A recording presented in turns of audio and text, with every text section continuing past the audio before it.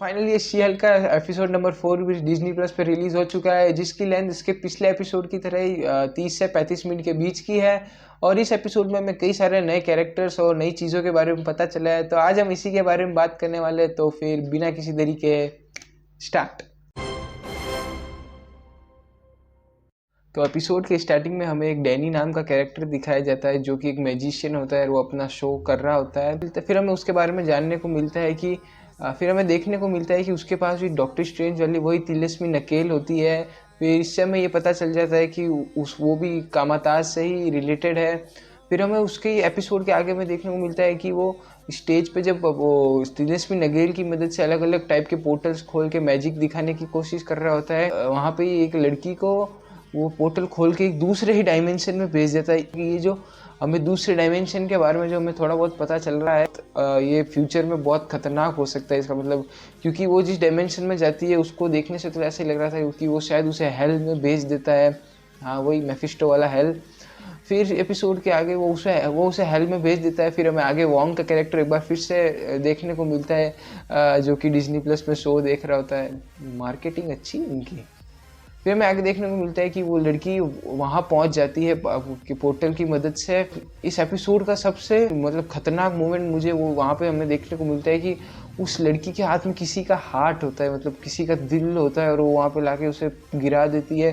फिर जब वॉन्ग उससे पूछता है कि वो कैसे यहाँ पहुँची, कौन है, जब फिर हमें बहुत इंटरेस्टिंग चीज़ पता चलती है। वो लड़की उससे कहती है कि वो एक अलग डायमेंशन में किस तरह चली गई थी और वहाँ पे किसी गोट के मुंह वाले आदमी ने उसकी खून की 6 बूंदें मांगी और उसको वहाँ से जाने में मदद की और उसे गॉब्लिन से बचाया।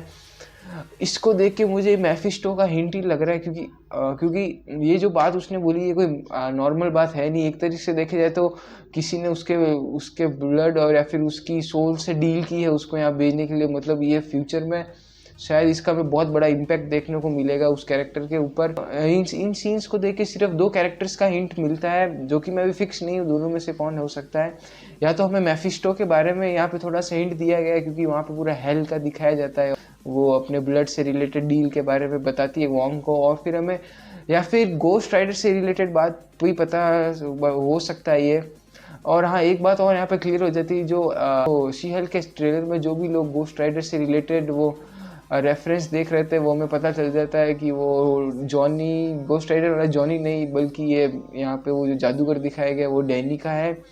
तो ये भी बात भी क्लियर हो जाती है। हमें आगे देखने को मिलता है कि जब जेनिफर अपने ऑफिस में होती है, फिर वहाँ पे उसी वक्त वहाँ पे वॉन्ग आ जाता है। और जैसा कि हमें बाकी एपिसोड में भी अलग अलग कोर्ट केस देखने को मिले, तो एक चीज़ पता चल गई कि हमें हर एपिसोड में एक नया केस देखने को मिलेगा।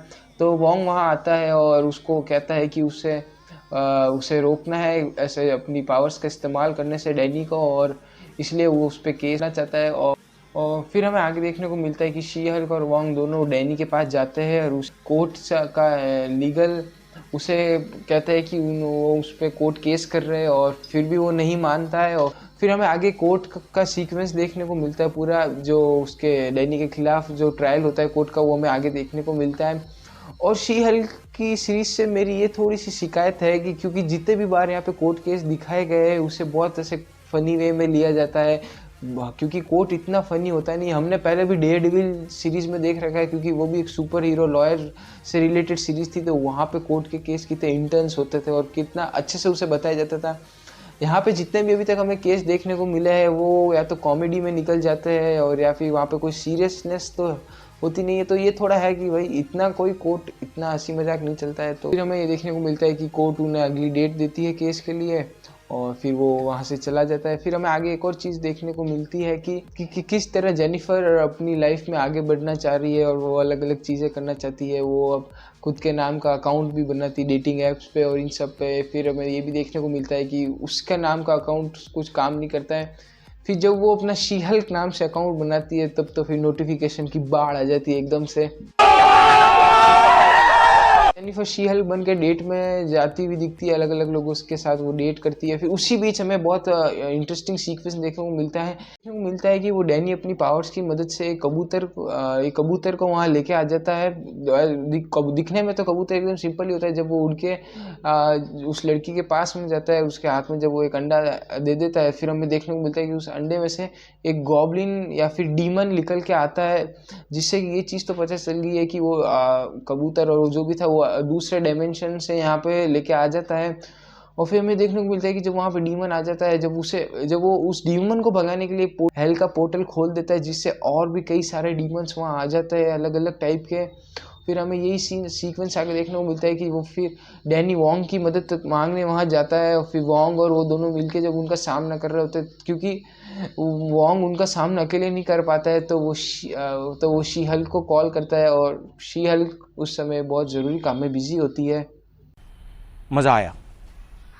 फिर जब वो अपने ज़रूरी काम कर रही होती है, उसी टाइम वोंग पोर्टल खोल के उसे वहाँ से लेके जाता है, जो कि बहुत फनी सीक्वेंस था। फिर हमें ये देखने को मिलता है कि किस तरह शी हल्क और वोंग मिलके उन सारे गॉब्लिन्स या डीमंस जो भी है उन्हें वहाँ से भगा के पोर्टल्स की मदद से कहीं और भेज रहे हैं। और फिर शी हल्क वापस अपने उसी ज़रूरी काम को करने अपने घर पहुँच जाती है। शी हल्क उन्हें मारती है तो वो उल्टा उनकी साइज में इवॉल्व हो जाते हैं, और फिर जैसे तैसे करके वो पूरी सिचुएशन से वो लोग क्लियर होते हैं। फिर हमें आगे पता चलता है कि जो एपिसोड 1 में दिखने वाली टटियाना का कैरेक्टर जेल से रिहा हो गया है। उसी टाइम शी हल्क के घर पे कोर्ट का लीगल ऑर्डर लेके कोई आ जाता है। उससे हमें ये देखने को मिलता है कि जो टटियाना थी उसने पहले से ही शी हल्क नाम को रजिस्टर करा रखा था। हमें आगे बस इतना ही देखने को मिला है। और शी हल्क के सारे एपिसोड की तरह इस एपिसोड में भी एक मिड क्रेडिट सीन है, जिसे देख के काफ़ी अच्छा लगा। फिर हमें ये देखने को पता चलता है कि वोंग को भी कोई ना कोई मिल गई है। साला डॉक्टर स्ट्रेंज को नहीं मिली, वोंग को मिल गई।